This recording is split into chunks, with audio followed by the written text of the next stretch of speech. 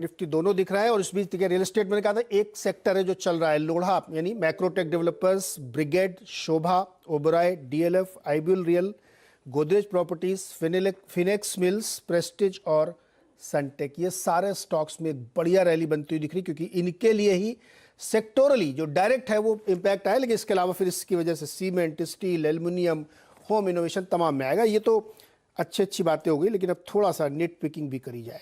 जोशी जी, 6.7% का inflation target, $120 का crude, कोई विजिबिलिटी है क्या कि इससे नीचे आएगा?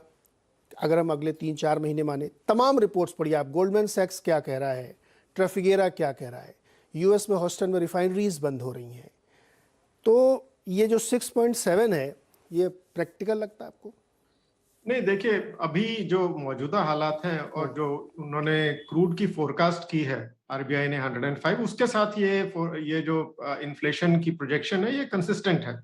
हमारा भी अभी जो प्रोजेक्शन है इन्फ्लेशन का वो करीब $100 बैरल 2022 हमने एज्यूम किया।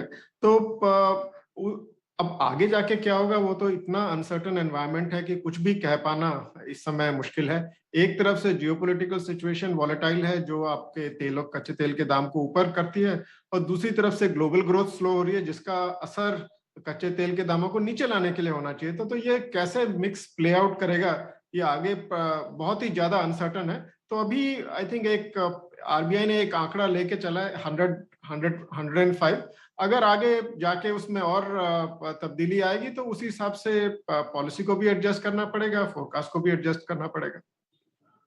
लक्ष्मी, जिस तरीके का हमारा कैड है 3.5% अबव इन्फ्लेशन, आपको लगता है कि सितंबर में जाके या थोड़ा और आप लोग एक्सपेक्ट कर रहे हैं 0.5% और बढ़ाने के बाद पॉज लेने की गुंजाइश बनती है?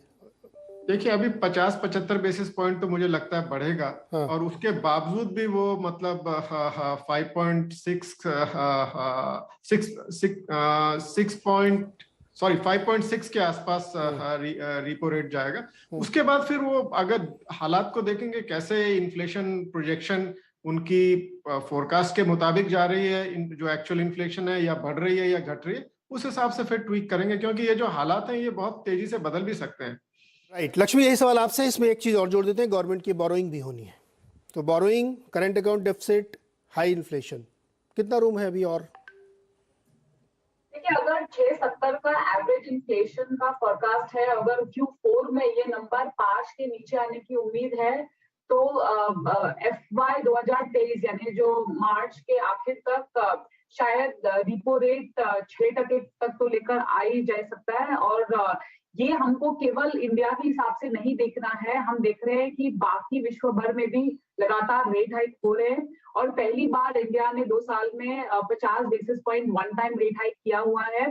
हालांकि विश्व भर में 50 सेंट्रल बैंक ऑलरेडी ये कर चुके हैं, तो ये हमको देखना बहुत जरूरी है। एक जोकर इन द पैक जैसे हम बताते हैं, कच्चे तेल के दाम और फूड प्राइसेस के दाम, अगर इसमें थोड़ी भी कटौती होती है, थोड़ा भी सॉफ्टनिंग का अंदाजा आता है, तो शायद पेस मॉडरेट हो सकता है। लेकिन ये जो फ्रंट लोडिंग की प्रक्रिया शुरू हुई है, हमारे हिसाब से पॉज का कोई कारण इमीडिएटली दिख नहीं रहा है।